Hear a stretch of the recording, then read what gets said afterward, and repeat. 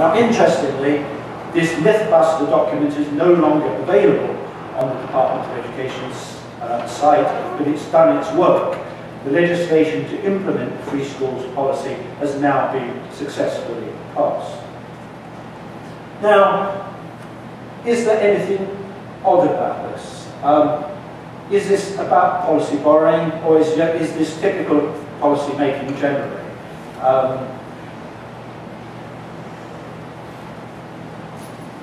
Obviously, using research in this way is nothing new.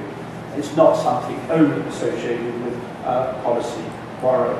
While it may be harder, for reasons I've indicated, to scrutinise the validity of claims about what works in another country, selective use of research findings is often the order of the day.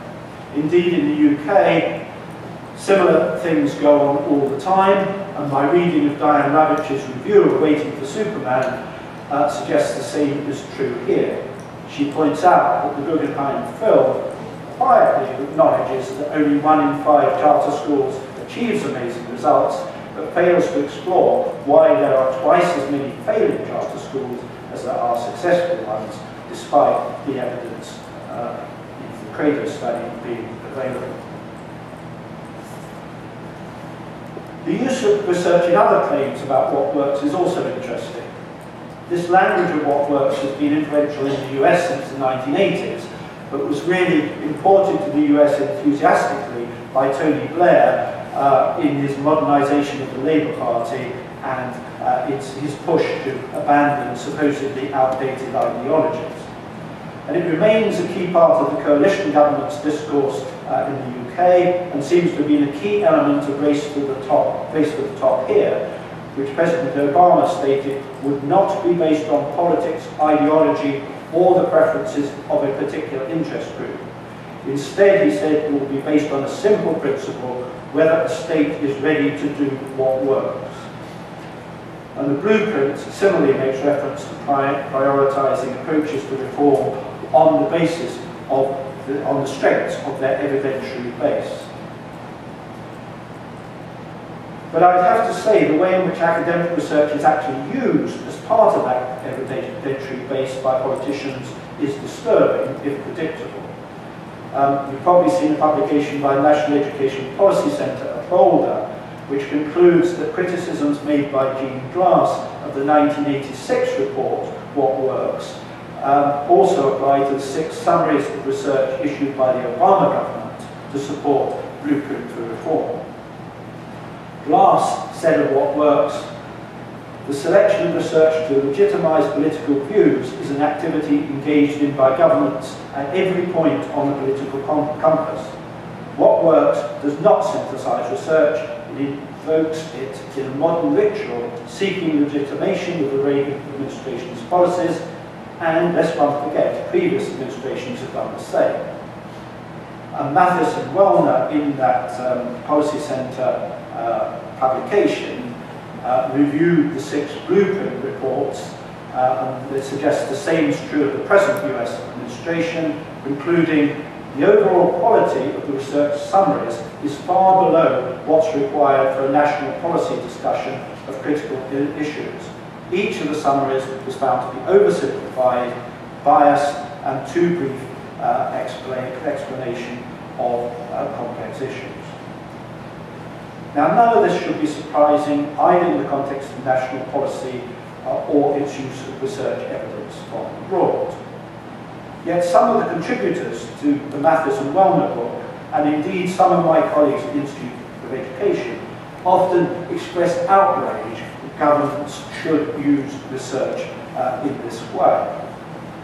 But while we as researchers might ideally want policy to be based on robust research findings, in reality, surely, policy is driven by all sorts of considerations. They include the vicissitudes of the moment, the requirements of staying in office, and the beliefs, commitments, and prejudices of policymakers themselves and their advisors and their constituents. The findings of educational research will sometimes be pretty low down on the list. And more fundamentally, we have to acknowledge that politics is significantly shaped by symbolic considerations that may have little to do with the real effect of policies.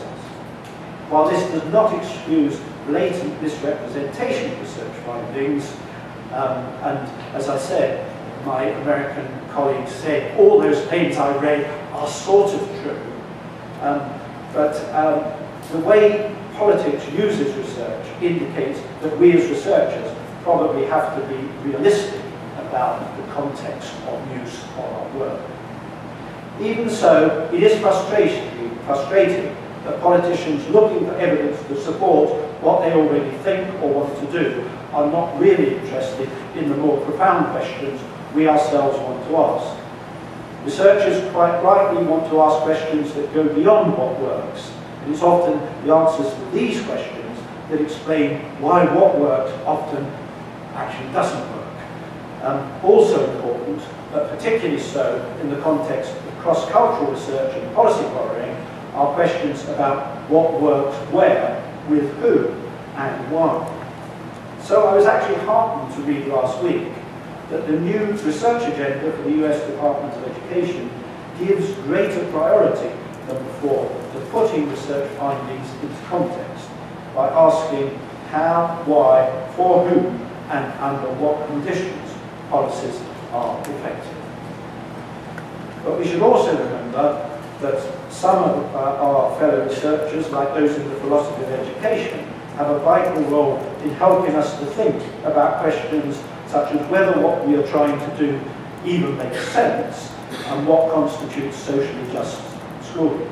But politicians tend to see that as their job rather than ours. For all these reasons and more, achieving a consensus on the use of evidence to establish what works and to base education policy on that is likely to be an attainable goal, even if such a technicist utopia were even desirable.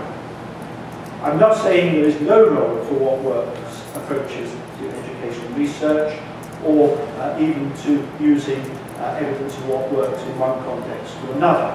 But I think it's highly problematic, and I'm certainly resistant to the notion that it's the only type of research that should be encouraged or funded.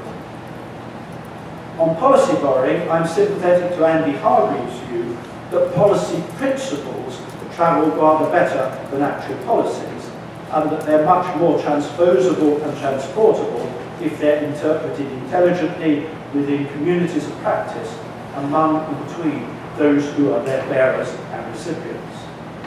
But the fact that they may be transposable among communities of practice in the way I've described, communities of political practice, in the way that I've just described, doesn't ensure that they're transposable to communities of educational practice within which sensitivity to context is crucial to success in a way that generally isn't recognised by politicians. And it's this element that is obscured by the sort of political grandstanding that I have been describing, and in particular, its blatant disregard for the nuances that research properly records. So, in conclusion, what might be the alternative to this sort of policy borrowing that I indicated going on between 1990 and 2010 in both directions? Given the host of initiatives that has been launched and abandoned over the past 30 years in both our countries and elsewhere in the world, I do wonder whether the less ambitious goal of reaching some agreement on what doesn't work might be more possible, even across national contexts.